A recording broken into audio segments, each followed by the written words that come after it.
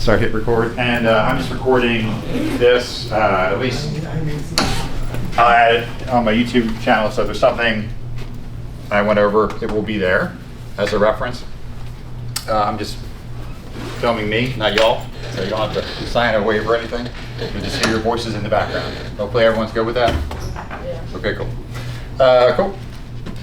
All right, so normally I usually stick those out for 2-hour blocks. In this case, because they are just stupid expensive, so I just went for 1 hour because typically they don't bother me if I run over. So there you go. So we'll go as long as we have to go, relatively speaking. So don't feel like we're gonna leave. My goal is, let's say, worst case, 1:30. But that is also going to be dependent on how many questions you ask me. If you don't ask me any questions, we'll be done pretty quickly. Because most of these I'll go over a specific topic and then go to Q&A. And the Q&A is anything about your business. So whether that's, you're at the beginning, hey Jess, beginning of your business, middle of your business, you're thinking about starting a signing service, wherever you're at in that journey, I should be able to add some perspective. But the nice thing is when we're in a group of 20-some people, other people can also add their perspective, which is the nice part about coming to these. So all you that continue to come here every month, I appreciate you because you're getting the most possible value. And we also do Zoom calls in between these in-person calls. Those I'll usually put in the Facebook group if you already aren't aware, in the DMV group. If you're not in the DMV group, just shoot me a message and I can add you there. Other than that, Pam, you've been to quite a lot of these. I'm bringing you pizza. I appreciate it. Well, we're happy to send business Pam's way because Pam does a great job for the Maryland folks, getting them ready for the title producer license test, which is incredibly boring and annoying. I would never want to take that again or wish that on my worst enemy. So, God bless you. No. Not for me. As far as the way I usually start, we usually go over recent wins. So anything in the last couple months. So we're now in September. Year's flying by. July. Hi, how are you? July or August. If you have any recent wins from the last 2 months, feel free to share. In our case, July was our busiest month ever as a signing service, which is great. Seasonally, June and July are usually the strongest months of the year for our market, which is normal, a lot of house sales. And then you'll see a dip again, a little bit in August, a little bit in September, and then you may see a little bit pick up again in October. Now, as far as what we should expect as notary signing agents in DMV, what I'm seeing from my perspective as a signing service is we were, up until literally this month, the first 8 months of the year, refis and HELOCs were about 7% of our business. Very small number, for obvious reasons. Now they are, for this month so far, granted it's a small sample size, about 200 orders so far this month, but 15% of those are already refis and HELOCs, which is double. So that's in 2 weeks in. So I imagine that number will continue to climb and climb and climb until it's probably closer to 25% to 30% of our business would be my guess. So point being, if I have double these appointments and eventually potentially 3 to 4 times the refi appointments to send out to y'all, so do other signing services across the country that do business in the DMV. So that is what to expect. You're going to see, hey, how are you? Hi, how are you? Good, good, good. So we're expecting. Got a few other shares you can steal from here if you need to as well. Okay. Happy to. Sorry. I'm going to, sorry, you two people. I don't want her to be right in the way. Oh, you want to sit here? Cool. Yeah, grab a chair. Anyway, a lot more appointments coming your way. Trust me, trust and believe. January usually is the slow month every year. Historically, the only time it's never been a slow month was January of 2021. It was crazy busy that month. But I was doing a lot of 2% refis, so yeah. But it won't be like that kind of busy, but it will be historically busier than you've seen the last few years in January. So you won't see this 30% drop off. It'll be more like a 15% drop off in December. So it won't be as shocking. So as far as planning. Point being, as more appointments come down the line, this is where most signing agents get focused on the appointments instead of growing their business as far as building more relationships with signing service owners, schedulers, and title companies, realtors, lenders, etc. And then when you get busy, you don't have time to market because you're busy for you, whatever busy for you looks like. And then Then when there's another dip again, oh, now I'm slow, now I have time to market. Do not make this mistake, okay? When I first started in the business, I started in October of 2020. So it was a little busy then. And for the first month, I was just taking everything. And then I was like, all right, let me start marketing to title companies. And I did that a little bit, a very tiny amount. Like I think like the first 3 months, maybe 2 trips out to market. And I got a few clients. And I was like, okay, I'm good. Because I was literally doing 100 plus appointments a month. And then as they started to raise interest rates, those numbers started to decline. So I was like, you know what, maybe I should have marketed more when it was busy. That would have been smarter. So just take it from me. It's good to plant your seeds now. So again, what does that look like if you're, let's raise your hand if you are mostly signing service appointments, not a ton of direct right now. So that's most everyone, which is normal for this mix of people here. So this is where you want to be seeing if your goal, let's say, is 10 appointments a week or 20 appointments a week, whatever it is for you. If you want to see that increase, it's going to be, okay, maybe I got to get pickier with my signing services I'm working with. Obviously, don't work with the ones that don't pay. But of the ones that do pay, maybe I want to work with these 5. I love signature closers, or I love whoever, because they pay a little bit better, a little bit faster. I enjoy the actual relationship. They don't treat me like garbage. They have professional respect between you. That might be it. So you want to get in better with those particular ones that you like. How do you do that? Many ways to do it. One would definitely be to have actively reach out on a weekly basis, or at least semi-weekly basis, whether that's in person, if you can. If they're not anywhere near you, then it's going to be handwritten cards are a very easy move to do. Very cheap, but it helps you stand out dramatically. Leave them 5-star Google review, same thing. But the thank you cards, you can put that on repeat. You can only leave so many 5-star Google reviews. You got to keep making Google profiles. So you can do that to an extent, which is nice, which will get their attention for sure. I'm an owner of a signing service, so when I get a 5-star Google review, obviously it hits my personal email and I go to respond to it right away. So you have my attention for at least the next 5 minutes. Same thing with thank you cards. If you mail it to their P.O. box, their main P.O. box, best believe it's the owner or someone on their behalf going there, getting the mail and bringing it to the owner, and they open it, and now you have their attention again for a good solid 5 minutes. You will stand out. So unless they are totally heartless, they will want to help you, and they will appreciate that you sent them something. It doesn't have to be anything in there other than your business card. Handwritten, please, don't type it, and just say something heartfelt, whatever it is in your words, to the extent of, hey, I really appreciate you taking a chance on me doing the seller signing last, be specific so they can go back and reference the appointment, read the notes if they want. In our case, we can actually read the text messages on our business line, and I can see exactly what you said to my schedulers, word for word, and it just lives there forever, which is super helpful when I'm like, do I want to work with this person or not? Sometimes that's the deciding factor, or do I want to add this person as a favorite or preferred notary on my list or not? I will reference that. How did they exchange with my schedulers? Were there a lot of mistakes and errors? Were there not a lot of mistakes and errors? Do they communicate a lot versus not at all? So a lot would be like, Jessica will send me an email and say, hey, I'm at the appointment. That's helpful because no one does it. So write that down. That should be worth the $15. Yes. Yes. Well, it works because it lets us know right away you're there, you're on time, you're early. Not only I see that, but our client sees that on that email, so we all know you got this. Everyone can breathe a sigh of relief. It's like, okay, well, isn't it obvious I would be there? Nah, not really. And in reality, most signing agents, hi, how are you? Maybe grab her chair there. Sorry, we got you.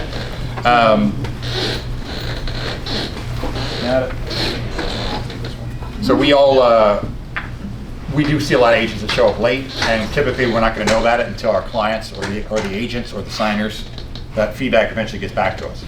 So again, easy way to stand out is to send an email, send a text, send both when you are arriving at the appointment. Now obviously if you're 2 minutes late, you might not want to send that text.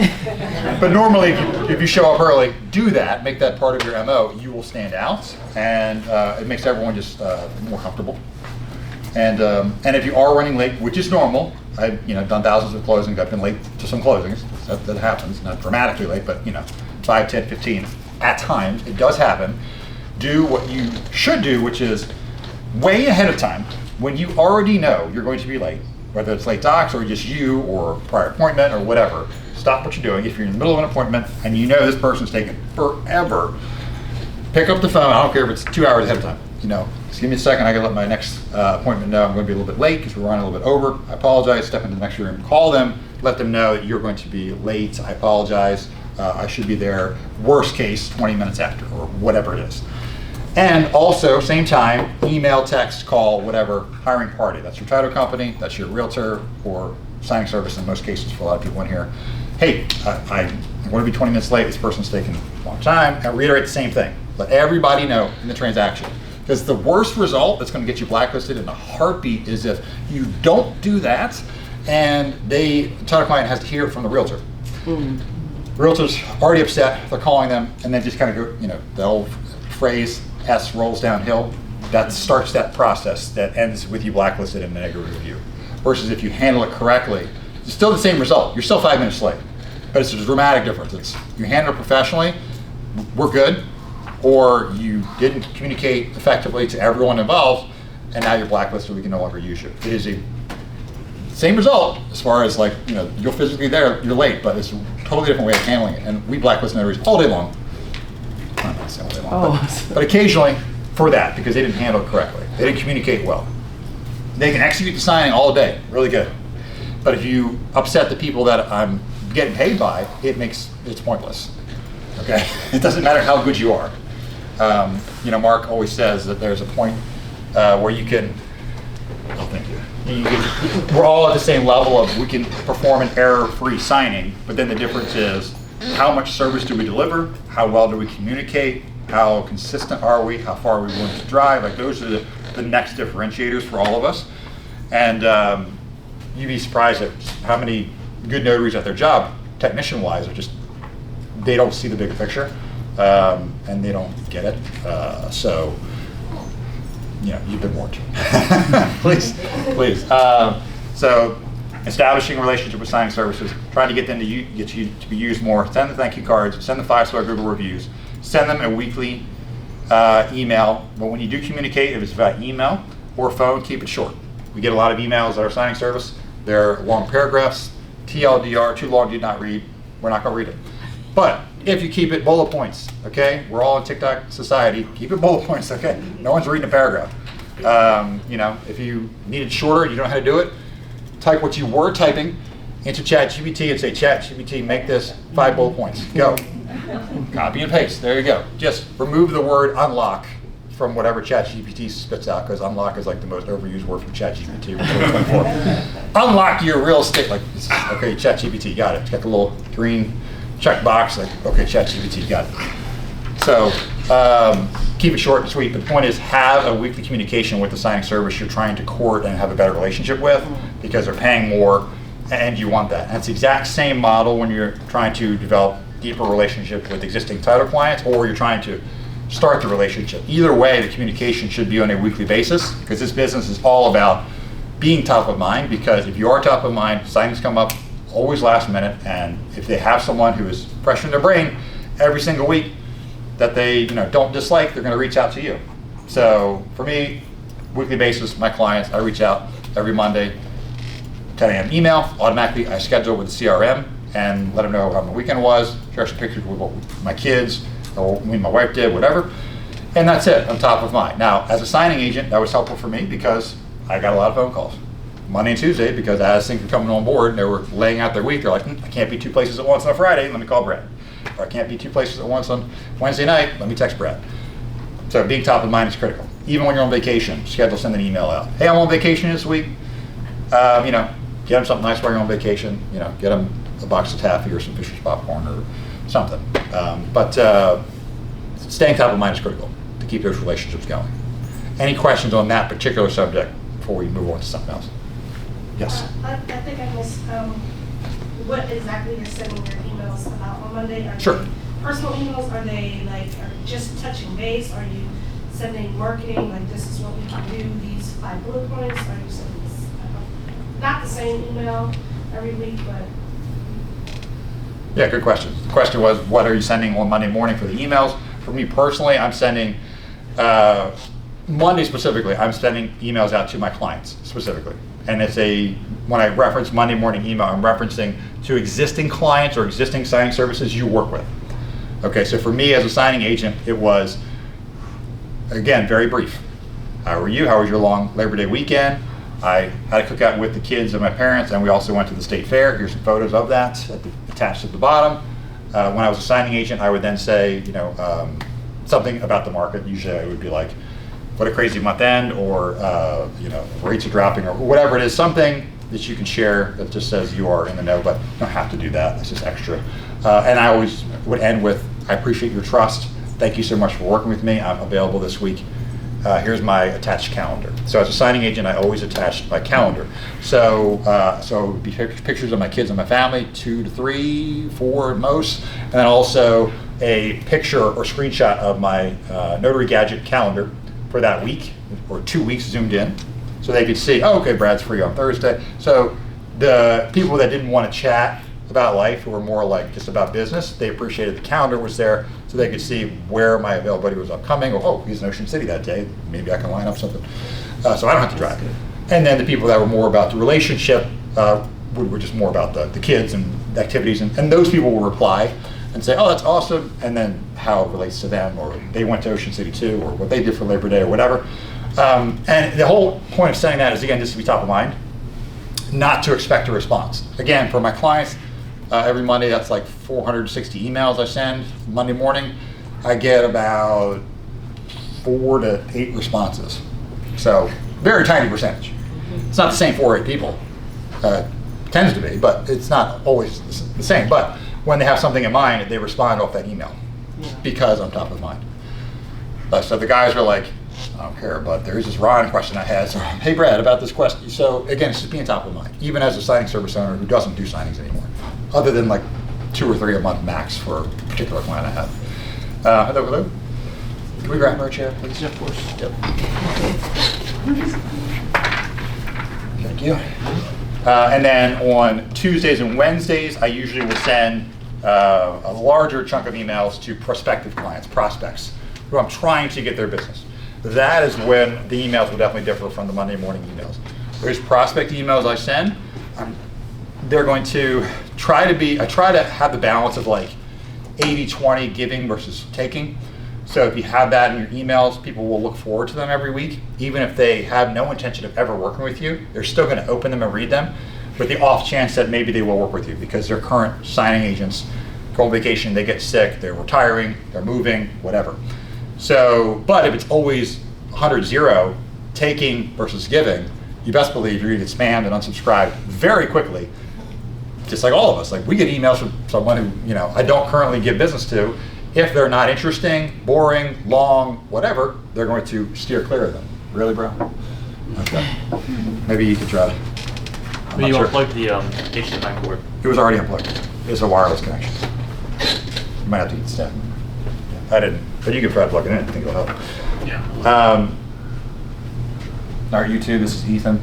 Ethan, say hi to the people watching. Hello. Hey, what's up? So again, this is just recorded, not live. So that email, I'm more focused on, okay, how can I give as much value in the email as possible? So for instance, for me, a lot of my emails, there are people in the space that work at Fidelity and First American and all the title insurance underwriters that will have a lot of events because their, thank you, sir. Mm-hmm. Their goal is to try to get more title clients, just like my goal is to get more title clients. So they have things of value that they do. So like, I'll give you an example. Tim Hooper, he works for Fidelity now. He used to work for a different underwriter, I can't remember. But him and his brother, Andrew, they're very popular in the DMV area because they have, I have X amount of title clients, they probably have 3 times that amount. People that love them. And they will go to each of those title companies or in different areas and have events about how to get more sales, how to attract more realtors, how to attract more lenders, how to get better social media advertising, et cetera, et cetera. That's the way they give value. So whenever Tim has a monthly meeting, which in his case is like the third Monday of every month and the third Thursday of every month, there's like one's a technology and marketing call, another one is a different kind of strategy call. But either way, they're free Zoom calls that anyone, not necessarily Fidelity title clients, but any one of any underwriters that they use can hop on those calls and get value for free from someone who's really good at what they do. So when those come up the third week of the month, I share that with them. Hey, by the way, here is, because I get those emails from Tim. So subscribe to underwriters that are very active in the space trying to get more people, which is usually easy to find. So if you go to Fidelity, the DMV, like Fidelity Maryland, Fidelity Virginia, First American Maryland, First American Virginia, all the underwriters, just think of them, Chicago Title, all the other ones, WMG. And then you go to their page and see who's the most active in posting, who does the most events. Follow that person, get on their email list, and share that information with those prospective clients, because that is a very free value add. I do that every month. So that's one of the things I do. Anything I could share about Ron, because most of the title clients I work with aren't strong at Ron. They don't do their own Ron. They have questions about Ron. So I share that knowledge I have. They don't every week. Sometimes it's a PDF attached with just some bullet points about Ron or foreign nationals or whatever that they may not be aware of. And then that 20% is here's a PDF of how we can add value as a signing service, or how I can add value as a signing agent in there as well. But the whole tone of the email is always about, I'm good if you don't use me, but I'm here for you in case you need it. Happy to serve. That's it. It's always that tone of, I'm good. If you want to use me, great. If not, I'll be fine. Because people resonate with that more so than, I'm desperate, please use me, please send me money. Like, it's all about the transaction. How can I get money from you versus like, I'm here to serve you. If you write the email as like, how am I serving them when I'm writing this email, people will be more likely to open it. So that's why my open rates historically, even on my prospect emails, people, at this point, probably 50% of the people on my prospect emails that I send out, which is about, right now it's like 1,400 people, and that's just from like 3 or 4 states. Half of them I've never even met in person at all. But my open rates are still 30 to 50% on those, because they know every time I'm saying them something, most of the time it's something that's going to add value to them in some way. About a certain topic. They may be good, they may not be good, but it's going to be brief. It's going to add value. And by brief, I mean literally like from here to here. Like 2 paragraphs tops, and those paragraphs are like 3 sentences max. Bullet points, PDFs, links to my website. There's always a call to action at the bottom of the email, always a call to action, on the prospect emails anyway. And that call to action for me is typically just learn more, here's a link to my website. Something to that effect. Something very low pressure, CTA call to action. That isn't going to freak anybody out. Higher pressure CTA would be like, book here, sign up, schedule a sales call. Like all those things, people are like, no, I'm good. So, and then you can see if you have a CRM, you can see A, how many people open it, B, how many click on a link in the email. That's why I only have 1 link in the email, so I know exactly what they're clicking. And guess who I follow up with first on the phone? It will be the people that open the email and have clicked on inside the email. And I can also see recent conversations. So I literally just click on their name and recent conversations, and like, it says open and clicked. And then it says the last 5 emails I sent, open and click, open and click, open and click, open and click. So they're actually visiting my website multiple times. They're opening everything I'm sending them, versus like if I look at it, it says they opened this one, but they skipped the last 2. Maybe they're not as engaged. So the people I follow up with first are going to be the people that engage the most and open the most. They clearly are the most interested. They're the warmest of those prospective people. So assuming this will cooperate, like I'll show you. Why is that? Hold on, let me minimize it. Sorry, the stop sharing thing is like at the top of my screen, so I can't click on the tab I want to click on. Cool, there we go. Okay, so like, here you go, give you an example. Zoom in a little bit.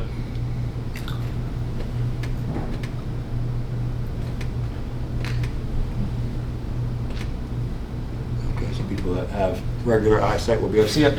Okay, so this is just chronological, but this is the prospect email I sent this week. Bank servant quality are not my only options, 2.0, if you could read the whole thing. This was the original one I sent like 4 months ago. I tweaked it a little bit. Obviously the list is shorter because people will unsubscribe over time. That's normal, okay? That's okay. But you can see open rates. I can see open rate versus the last time I sent it. Now this was a much newer audience when I sent it 3 months ago. Same list. You can see how much it's unsubscribed, right? Now this is 4 months later, okay? Which is fine. That's why the open rate's higher, because they didn't know me yet. Now more people unsubscribe. However, the click rate is similar as far as the website. Reply, unsubscribe. But when I click on the email itself, under email metrics, in this case, this CRM only lets me send 100 at a time. So if I go to this batch of 97, 25% click, so that's about 24 people. So when I open it, this is who I'm targeting, people that opened it and clicked inside the email. I can see who it is, so like I'll take Sharon, for example, Sharon Reimold, she's in Pennsylvania.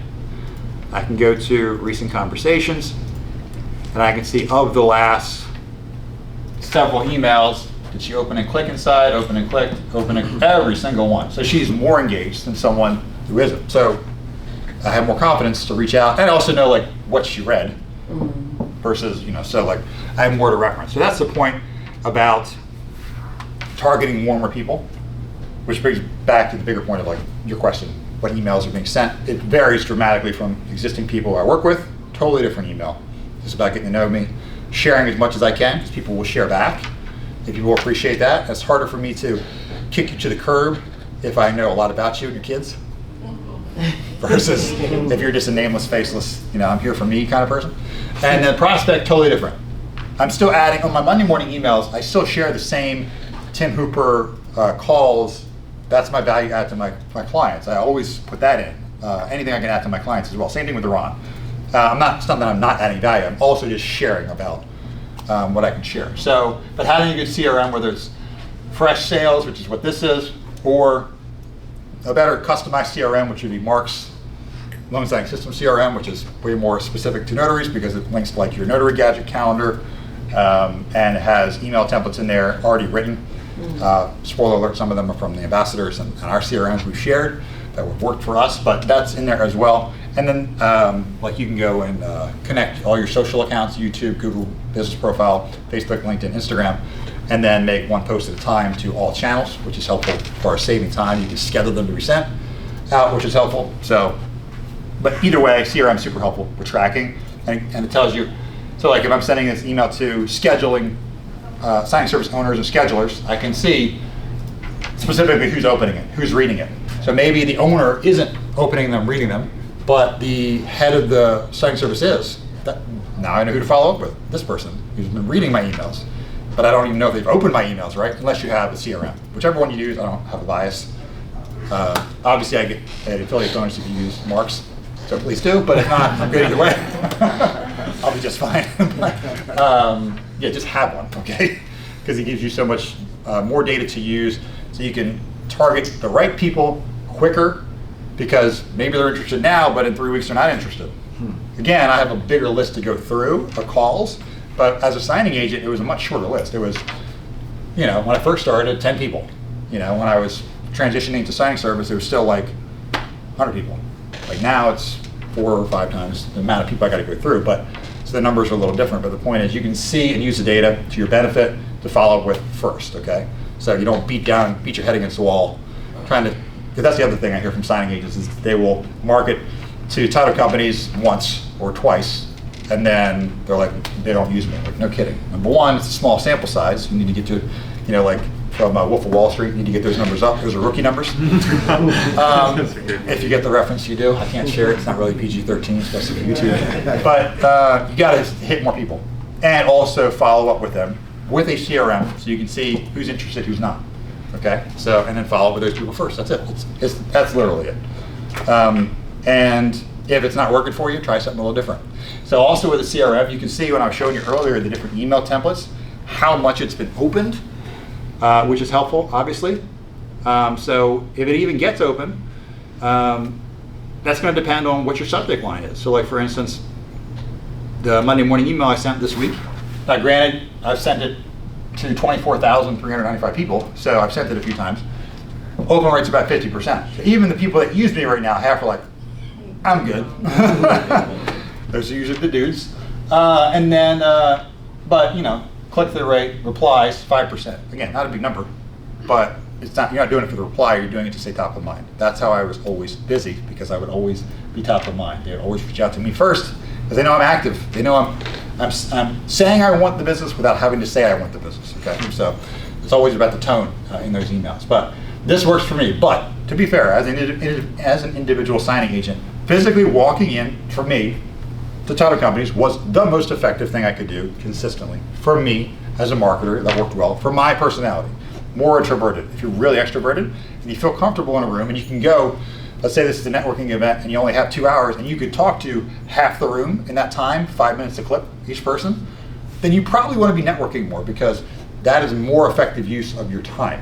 Because in that same 2 hours, instead of driving to 4 title companies, you could have had 15 conversations instead of 4 conversations.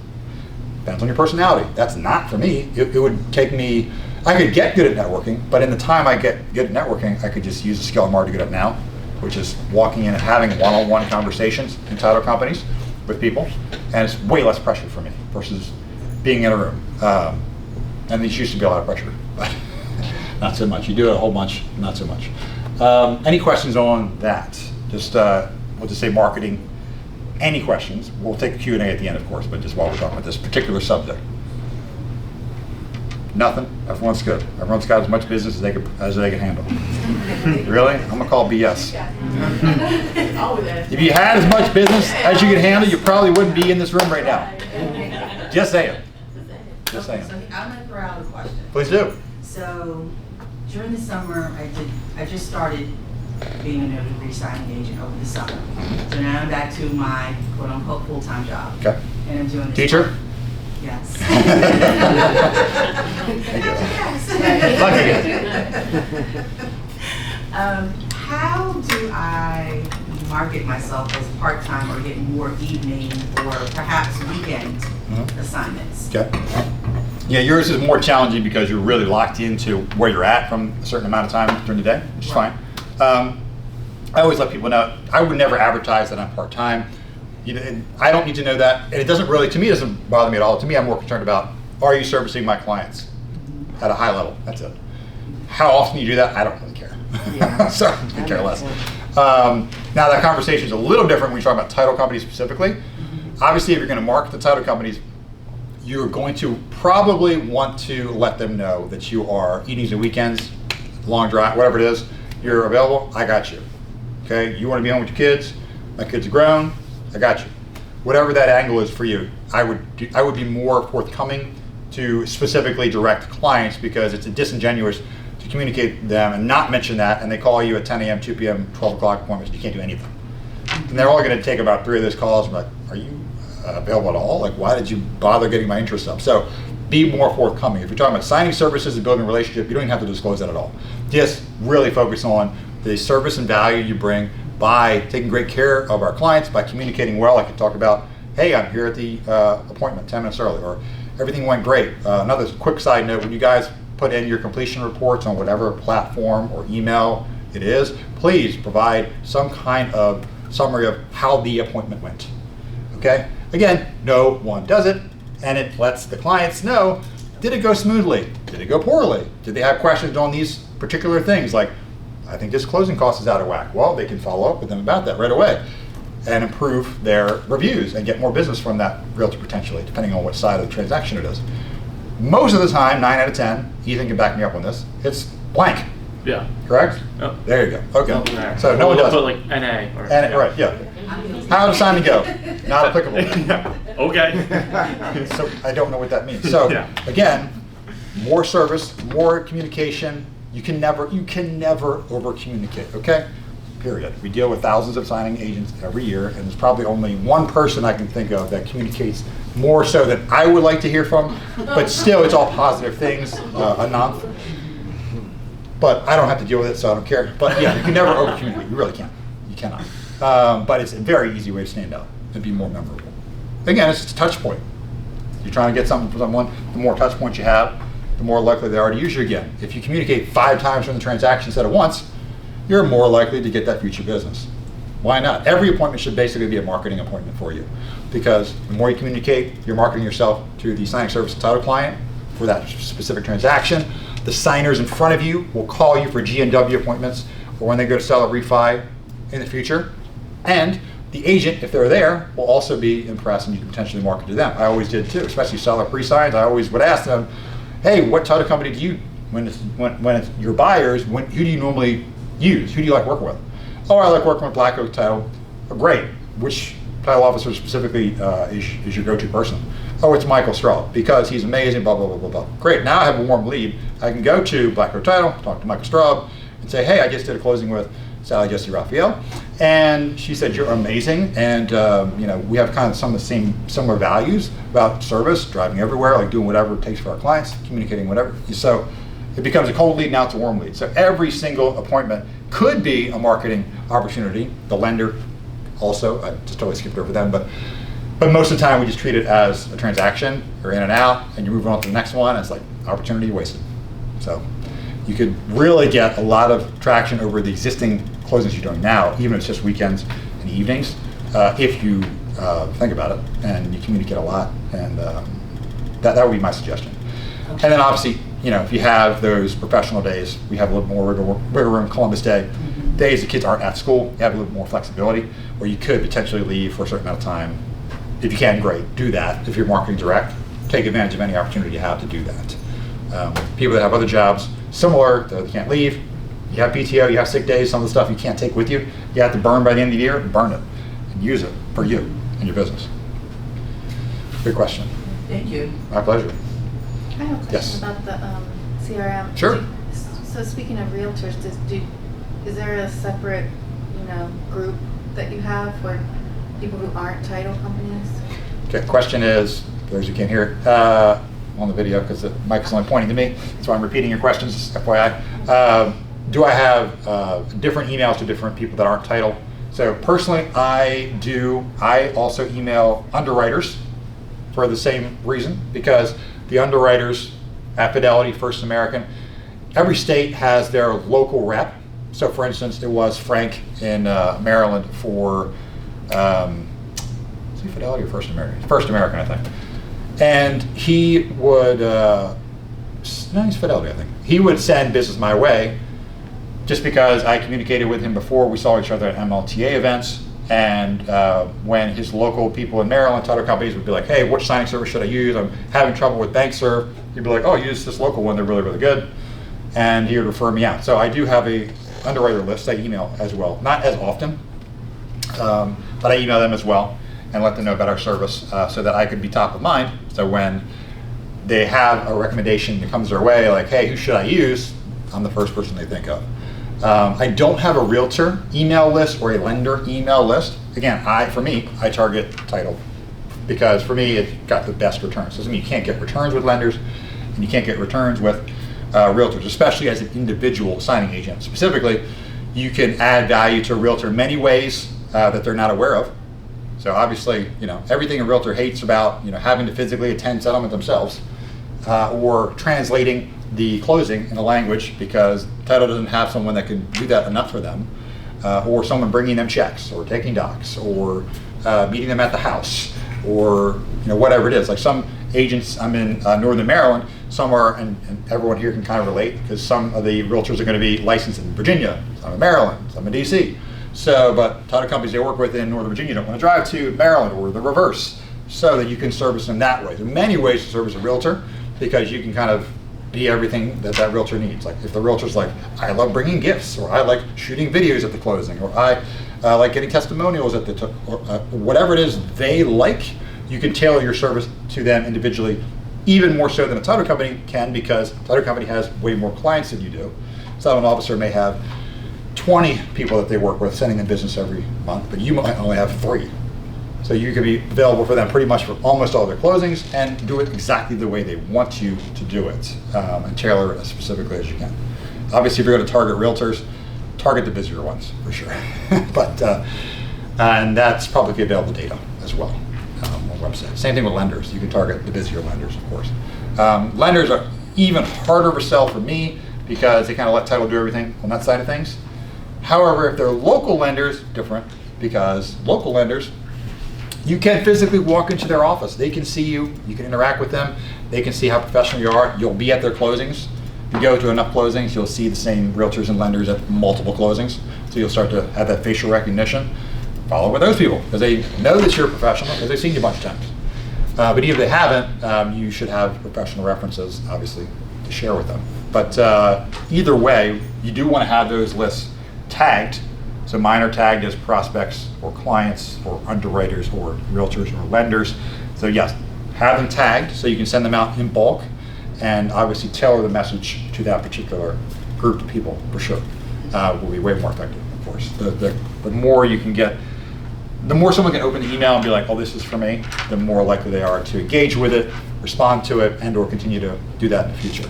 The more general and broad it is, think emails you get in your inbox from, Ollie's, Victoria's Secret, Home Depot. Like, how general is it to you? Probably not. Okay, it's about a sale, about stuff you may not care about. But that's why you'll see emails. Some of them they'll send you to be like, hey, are you interested in this, or this? That is them trying to get you to get segmented into a shorter, more narrow, focused list.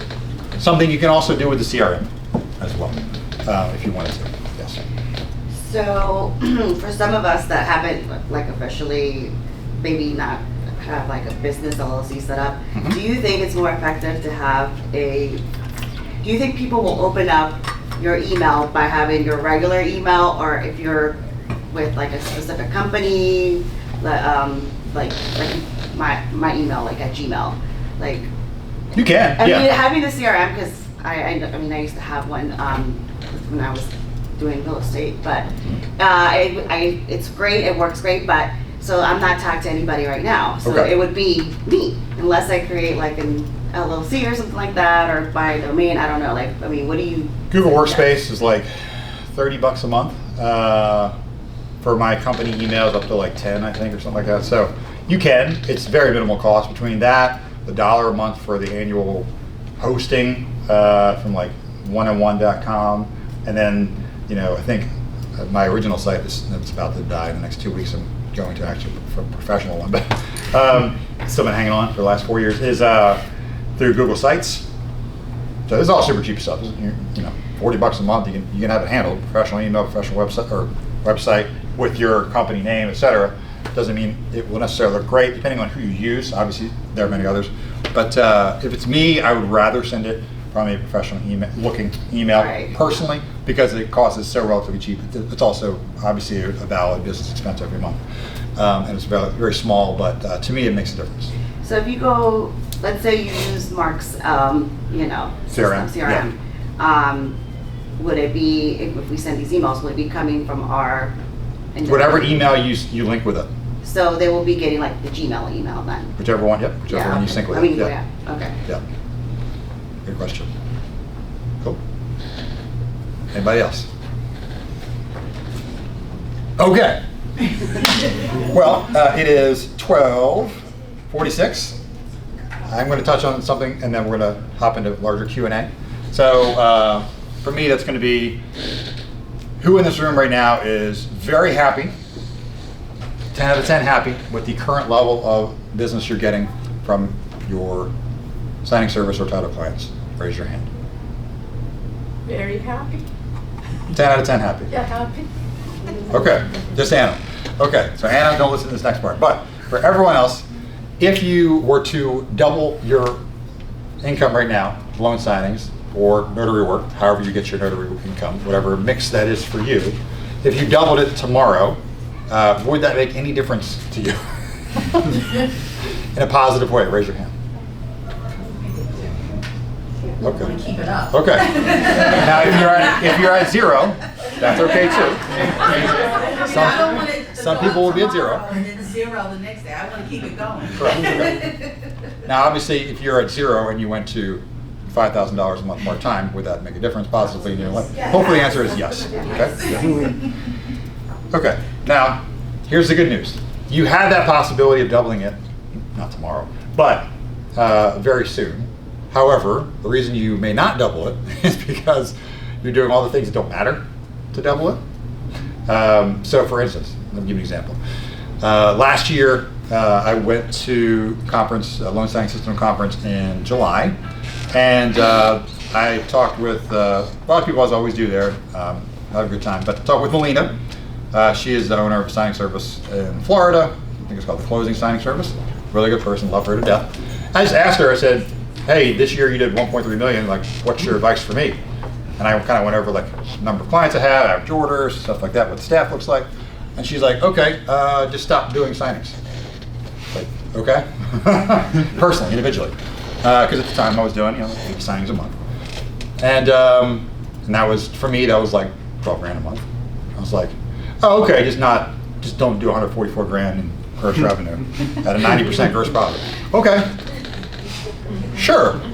Why not, right? Because one part of my brain's like, no, stupid, keep doing that. But then like the last day I was there, like the last night, I'm literally just like walking around the hotel parking lot, and just doing math in my head. Like, okay, all right, tomorrow if I stop doing signings, okay, and I have this much more time to market to more title companies in the DMV area, and I got this many clients for this many visits, and they were giving me this many appointments. How long would it take to replace that income? And I was like, 6 months was basically the number, the back of napkin in my head math. I'm good at math, but doing in the parking lot, walking around like in midnight. I'm like, okay, 6 months. Would I step back for 6 months if it meant that I could not have to do signings and grow my business and scale it, because I can't scale it individually to any more than I could without harming my family by not being there for my family at home. And for those who don't know, I have 2 younger kids. So, so I did it. And so from August of last year, I stopped doing individual signings. And then, so now I do maybe 1 a month on average. I think this year I've done probably like 12 for the year. So, and we went and from like signing service was doing like 250 a year. And then this year we'll do about 1.5 million. So it was worth it. Now, I